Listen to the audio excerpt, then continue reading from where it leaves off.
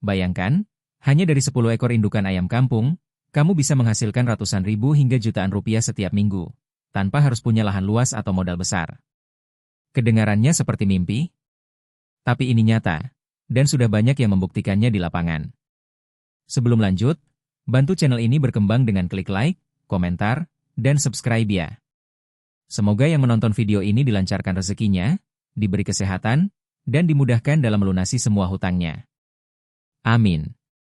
Banyak pemula gagal bukan karena ayamnya jelek, tapi karena pondasinya salah sejak awal. Padahal dalam budidaya ayam kampung, fondasi adalah penentu utama apakah usaha ini akan menguntungkan atau justru merugi perlahan. Memulai ternak ayam kampung sebenarnya tidak membutuhkan modal besar, bahkan dari 10 ekor indukan saja sudah bisa berjalan.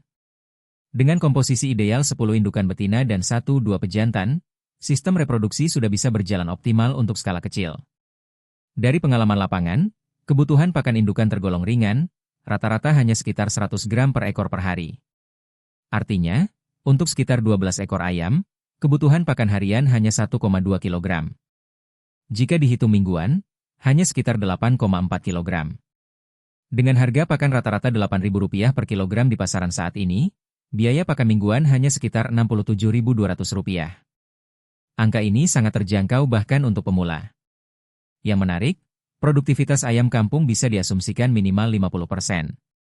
Artinya dari 10 indukan, bisa menghasilkan sekitar 5 butir telur per hari atau 35 butir per minggu. Dari jumlah tersebut, jika tingkat tetas mencapai sekitar 85%, maka sekitar 30 ekor anak ayam bisa dihasilkan setiap minggunya. Disinilah potensi bisnis mulai terlihat, karena siklus produksi berjalan terus tanpa harus membeli bibit lagi. Namun perlu dipahami, angka ini bukan sekadar teori kosong. Ini adalah gambaran realistis yang sudah banyak dipraktikkan peternak kecil di lapangan. Kunci utamanya bukan hanya di jumlah ayam, tapi pada konsistensi perawatan, kualitas pakan, dan manajemen sederhana yang disiplin. Karena di tahap awal ini, siapa yang serius membangun fondasi, dialah yang nantinya menikmati hasil paling besar. Setelah fondasi terbentuk, kunci berikutnya ada pada bagaimana proses budidaya dijalankan secara konsisten dan efisien. Di tahap ini, banyak pemula mulai melihat hasil nyata, karena siklus produksi ayam kampung sebenarnya sangat menguntungkan jika dijalankan dengan benar. Dari telur yang dihasilkan setiap hari, proses selanjutnya adalah penetasan, baik menggunakan indukan alami maupun mesin tetas sederhana. Dalam praktik di lapangan, tingkat keberhasilan menetas biasanya berada di kisaran 80-90, tergantung kualitas telur dan penanganannya. Dari asumsi sebelumnya, sekitar 30 ekor anak ayam atau do bisa dihasilkan setiap minggu. Anak ayam ini kemudian masuk ke fase pembesaran selama kurang lebih 3 bulan. Disinilah biaya terbesar muncul, yaitu dari pakan. Dengan menggunakan standar FCR sekitar 2,5, artinya setiap 1 kg bobot ayam membutuhkan sekitar 2,5 kg pakan. Untuk 30 ekor ayam hingga panen, total kebutuhan pakan mencapai sekitar 75 kg. Jika harga pakan Rp8.000 per kilogram, maka total biaya pakan selama 3 bulan berada di angka Rp600.000. Selama masa pembesaran, manajemen pakan dan air minum harus benar-benar dijaga. Ayam kampung memang dikenal tahan banting, tapi pertumbuhan optimal tetap membutuhkan nutrisi yang cukup. Banyak peternak sukses mengombinasikan pakan pabrikan dengan pakan alternatif seperti dedak, jagung giling, atau limbah dapur untuk menekan biaya tanpa mengorbankan pertumbuhan. Memasuki usia 3 bulan, ayam sudah siap panen dengan bobot rata-rata sekitar 1 kg per ekor. Artinya dari 30 ekor ayam, total bobot mencapai 30 kg. Karena produksi berjalan setiap minggu, maka panen pun bisa dilakukan secara rutin setiap minggu, menciptakan arus kas yang stabil. Inilah yang membuat usaha ayam kampung sangat menarik, karena tidak perlu menunggu lama untuk mulai menghasilkan uang, asalkan prosesnya dijalankan dengan disiplin dan konsisten. Banyak orang mengira ayam kampung bisa hidup di kondisi apa saja, padahal di lapangan, lingkungan adalah faktor krusial yang diam-diam menentukan untung atau rugi. Ayam memang lebih tahan dibanding broiler, tapi jika kandang, sirkulasi udara, dan kebersihan diabaikan, pertumbuhan akan melambat bahkan berujung kematian. Disinilah sering terjadi kebocoran keuntungan tanpa disadari oleh pemula. Kandang ideal tidak harus mahal atau permanen, yang terpenting adalah kering, tidak lembab, dan memiliki sirkulasi udara yang baik. Sistem kandang sederhana seperti postal atau umbaran terbatas sudah cukup untuk skala awal. Yang penting, sinar matahari bisa masuk di pagi hari, karena ini membantu membunuh bakteri alami dan menjaga kondisi ayam tetap sehat. Lantai kandang sebaiknya menggunakan sekam atau pasir kering agar kotoran tidak menumpuk basah, karena kelembapan adalah sumber utama penyakit. Selain itu, kepadatan kandang juga harus diperhatikan. Terlalu padat membuat ayam stres, mudah sakit, dan pertumbuhannya tidak maksimal. Idealnya, 1 meter persegi diisi 6-8 ekor ayam untuk fase pembesaran. Air minum harus selalu tersedia dan bersih, karena air adalah faktor vital yang sering diremehkan. Bahkan di banyak kasus, ayam lebih cepat mati karena air kotor dibanding kekurangan pakan. Lingkungan yang baik bukan hanya soal kandang, tapi juga manajemen harian. Membersihkan tempat pakan, mengganti air minum, dan memastikan tidak ada sisa pakan basi adalah rutinitas kecil yang berdampak besar. Peternak yang disiplin menjaga lingkungan biasanya memiliki angka kematian rendah dan pertumbuhan ayam lebih cepat. Inilah yang pada akhirnya mempercepat panen dan memperbesar keuntungan secara konsisten. Di tahap ini, banyak pemula mulai merasakan tantangan sebenarnya, karena menjaga ayam tetap hidup dan sehat jauh lebih sulit daripada sekadar memeliharanya. Penyakit, cuaca ekstrim, dan kesalahan kecil dalam perawatan bisa langsung memangkas keuntungan yang sudah dihitung dengan rapi. Bahkan dalam praktik nyata, 1 minggu saja terjadi kematian massal, seluruh siklus usaha bisa terganggu.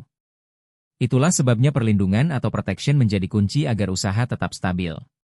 Langkah paling dasar adalah pencegahan, bukan pengobatan. Vaksinasi sederhana seperti ND atau tetelo wajib dilakukan sejak dini, karena penyakit ini paling sering menyerang ayam kampung dan bisa menyebabkan kematian mendadak. Selain itu, pemberian vitamin dan probiotik secara berkala juga sangat membantu menjaga daya tahan tubuh ayam, terutama saat cuaca tidak menentu. Biaya untuk ini sebenarnya tidak besar, namun dampaknya sangat signifikan terhadap kelangsungan hidup ternak.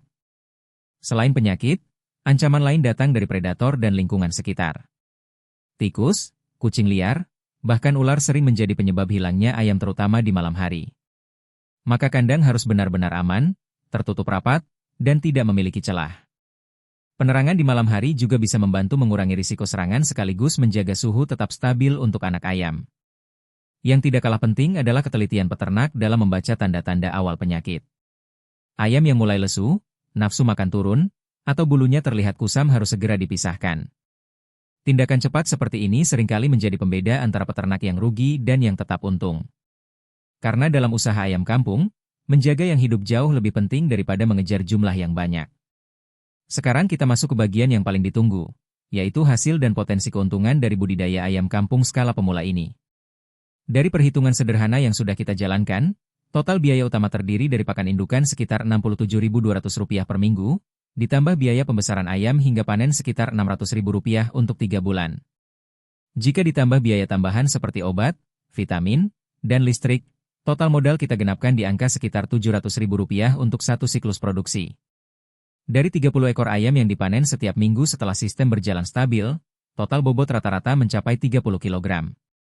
Jika dijual dalam kondisi hidup dengan harga pasar sekitar Rp40.000 per kilogram, maka total omset mencapai Rp1.200.000. Setelah dikurangi modal Rp700.000, maka keuntungan bersih berada di kisaran Rp500.000 per minggu. Ini adalah angka realistis untuk penjualan ayam hidup di banyak daerah saat ini. Namun jika peternak ingin meningkatkan nilai jual, ayam bisa dipasarkan dalam bentuk karkas. Harga karkas di pasaran saat ini bisa mencapai sekitar Rp55.000 per kilogram. Dengan total bobot yang sama, omset bisa naik menjadi Rp1.650.000. Setelah dikurangi biaya, keuntungan bersih bisa mencapai sekitar Rp950.000 per minggu. Hampir 2 kali lipat dibanding penjualan ayam hidup. Yang membuat usaha ini menarik adalah sistemnya yang berputar. Setiap minggu ada telur, setiap minggu ada anak ayam, dan setelah 3 bulan, panen terjadi secara rutin setiap minggu. Artinya, ini bukan usaha sekali panen, tapi usaha yang menghasilkan aliran uang terus-menerus. Tentu saja, semua kembali pada manajemen di lapangan. Angka ini bisa lebih tinggi atau lebih rendah tergantung cara kita menjalankan usaha. Tapi satu hal yang pasti, dari 10 ekor indukan saja, peluang untuk mendapatkan penghasilan rutin itu sangat terbuka lebar. Dari semua penjelasan ini, kita bisa belajar bahwa memulai usaha tidak harus menunggu besar. Justru dari langkah kecil yang dijalankan dengan konsisten, hasil besar akan datang dengan sendirinya. Ternak ayam kampung bukan hanya soal beternak, tapi tentang kesabaran, ketekunan, dan keberanian untuk memulai. Semoga apa yang dibagikan dalam video ini bisa menjadi jalan pembuka rezeki untuk kita semua. Terima kasih sudah menonton, sampai jumpa di video berikutnya. Wassalamualaikum warahmatullahi wabarakatuh.